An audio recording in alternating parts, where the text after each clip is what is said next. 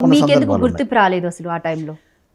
రాజశేఖర రెడ్డి గారు ప్రత్యక్షంగా నాకు ఇచ్చిన టికెట్ని గుంజుకున్నారు కదా మా నల్గొండ జిల్లా నాయకులు. ఉత్తమ్ కుమార్ రెడ్డి గారు ఇవాళ పెద్ద మామూలుగా భాష చెప్పే ఉత్తమ్ కుమార్ రెడ్డి గారు, ఆయన దేశానికి సేవ చేస్తా అన్నట్టు ముఖ్యమంత్రి కావాలనుకుంటాడు. ఆయన భార్య ఆయన మాత్రమే ఉండాలనుకుంటారు. ఆయన జిల్లాగా మామూలుగా మంత్రిగా బాధ్యత వహిస్తాడు. జిల్లా అన్ని నియోజకవర్గాలు తిరగలేడు. అటువంటి మహానుభావుడు కాంగ్రెస్లో ఉన్నాడు. అటువంటి నాయకత్వం ఈరోజు ప్రజలు కోరుకుంటున్నారు. చేయగలిగేది ఏముంటుంది? రైట్. అయితే కాంగ్రెస్ ప్రవేశపెట్టిన 6 గ్యారెంటీల గురించి మీరు ఏం చెప్తారు? ఎందుకంటే బేసిక్గా సీఎం రేవంత్ రెడ్డి కోదాడలో, అంటే ఎలక్షన్స్ తర్వాత కోదాడలో ఒక మీటింగ్ పెట్టడం జరిగింది. ఆ మీటింగ్లో ఎక్కువగా మహిళల్ని ఉద్దేశించి మాట్లాడారు. అండ్ అదే సభలో మహిళలు ఎదురుగానే బీఆర్ఎస్ పార్టీ అధినేత ఎవరైతే ఉన్నారో కేసీఆర్ గారిని ఆయన ఇష్టం వచ్చినట్టు, మన మాజీ సీఎం ఇష్టం వచ్చినట్టు మాట్లాడడం జరిగింది. సో దాని గురించి మీరు అసలు ఏం చెప్తారు? ఎందుకంటే అవి ఇంకా ఆడవాళ్ళు కూడా చెప్పకూడనటువంటి మాటలు, అంత దారుణంగా మాట్లాడిన మాటలు కూడా ఉన్నాయి. సో ఏం చెప్తారు దాని గురించి? ఉత్తమ్ కుమార్ రెడ్డి ఒక రాజకీయ వ్యభిచారండి, నేను అనకూడదు. ఆయన ఒక పీసీసీ హోదాలో ఉన్నప్పుడు మామూలుగా పార్టీని ఎట్లా తాకట్టు పెట్టిండు అనేది ఈ ప్రపంచానికి తెలుసు, రాష్ట్రానికి తెలుసు, ప్రజలకు తెలుసు, పార్టీ నాయకులకు తెలుసు. ఆయన మొన్న మామూలుగా ఒక శాసనసభ్యుడిగా బాధ్యత వహిస్తూ, పార్లమెంటేరియన్గా బాధ్యత వహిస్తూ, అంతర్గతంగా బీఆర్ఎస్తో ఎటువంటి ఒప్పందాలు పెట్టుకున్నాడు, బీఆర్ఎస్ పార్టీలకు రావడానికి ఏ ప్రయత్నం చేసిందని అనేది అందరికీ తెలిసిన విషయమే.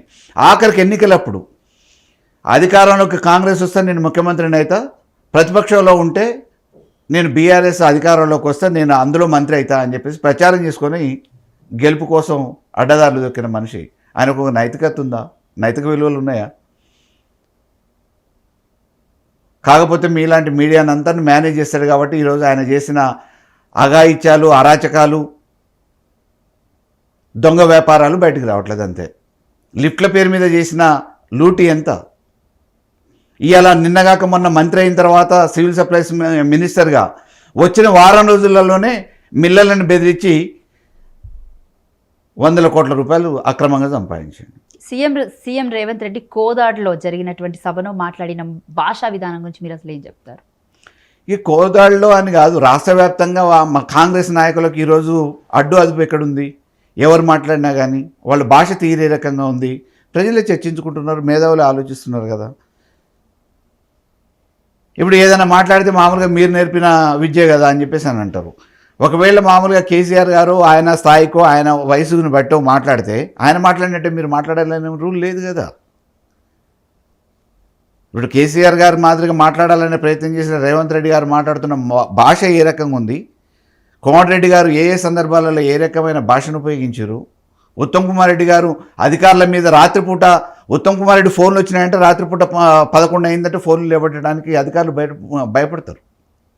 ఎటువంటి లాంగ్వేజ్ని వాడతాడు అనేది అక్కడ పనిచేసిన అధికారులకి అనుభవాలు ఉన్నాయి. వాళ్ళు భాష గురించి మాట్లాడితే, లాంగ్వేజ్ గురించి మాట్లాడితే, నిజాయితీ గురించి మాట్లాడితే అది సబబు అనుకుంటే ఎట్లా? 6 గ్యారెంటీల విషయంలో అసలు ఏం చెప్తారు? వాళ్ళు యాజ్ ఇట్ ఈజ్ ఇంతవరకు ఏమి చేయలేదు, రేపు ఏమి చేయలేరండి. అధికారంలోకి వస్తామని చెప్పి వాళ్ళు కల్లో కూడా ఊహించలేదు. నోటుకు వచ్చింది ఏదైతే అయిందో అది మాట్లాడదాము, ఏసై ఏసీలు లేదు ఓట్లు, లేకపోతే రాకపోతాము, ఒక ప్రయత్నం అయితే చేద్దామని చెప్పేసి కొండకి దారం కట్టినట్టు కట్టారు. వస్తే కొండ వస్తే లేకపోతే దారం పోతుందని చెప్పి అనుకోకుండా దురదృష్టవశాత్తు వాళ్ళు మాయమాటలలో పడి ఓట్లు ప్రజలేసారు. ఈరోజు అధికారంలోకి వచ్చారు. వాళ్ళు చేయడానికి చేతగాక ఏదో రకమైన దాటవేత సమాధానాలు చెప్పే ప్రయత్నం చేస్తూ ఉన్నారు. ఇవాళకి 50,000 కోట్ల రూపాయలు అప్పు తీసుకొచ్చింది కాంగ్రెస్ ప్రభుత్వం. ఏం చేసింది? ఇంతవరకు రైతు బంధు ఇవ్వలేదు.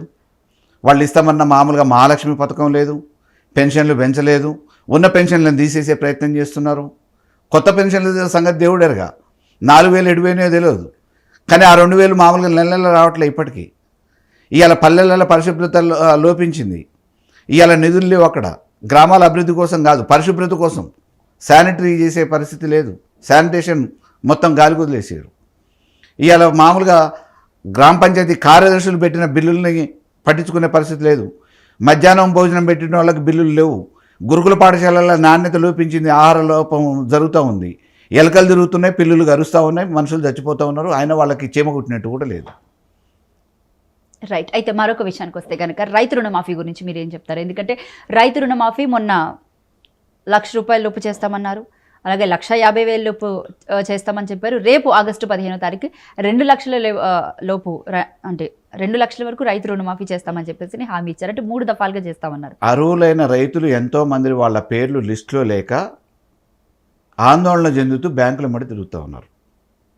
మీడియా వాళ్ళు మామూలుగా ఇంకా బయటకు ఎక్స్పోజ్ చేయట్లేదు. అది రైతుల ఆందోళన పట్టించుకోవట్లేదు.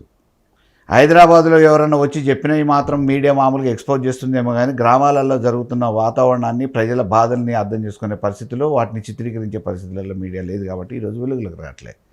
ఎంతమంది మామూలుగా మాకు ఎలిజిబిలిటీ లిస్టులో పేర్లు రాలేదని చెప్పేసి లబోదిబో అని నెత్తినూరు బాదుకుంటున్నారో గ్రామాలలో తిరుగుతుంది. చారిత్రాత్మక రుణమాఫీ అని చెప్పేసి ఒక పదం కూడా యూజ్ చేయడం జరిగింది. అలాగే కేసీఆర్ హయాంలో అసలు రైతు రుణమాఫీ కాలేదన్న మాటలు కూడా వినడం జరిగింది. సో వాటి గురించి మీరు ఏం చెప్తారు? ఇవాళ మేము చేసినవి కూడా మీ ఖాతాలో వేసుకుంటారు కదా.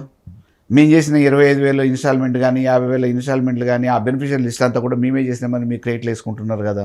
మేము చేసిన పనులకే కదా ఈరోజు మీరు రిబ్బన్లు కట్ చేస్తున్నారు, కొబ్బరికాయలు కొడుతున్నారు, శిలాఫలకాలు వేసుకుంటున్నారు, శంకుస్థాపనలు చేస్తున్నారు, ప్రారంభోత్సవాలు చేసుకుంటున్నారు.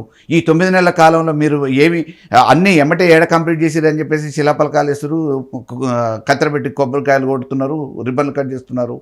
మేము చేసినవే కదా. కొనసాగింపుగా అధికార మార్పిడి జరిగింది. మేము చేసిన పనులన్నీ ఈరోజు మీరు ప్రారంభోత్సవాలు చేసుకుంటున్నారు. మీరేం మొదలు పెడతారో మొదలుపెట్టండి. మీరు ఎన్ని నిధులు ఇస్తారో చేయండి.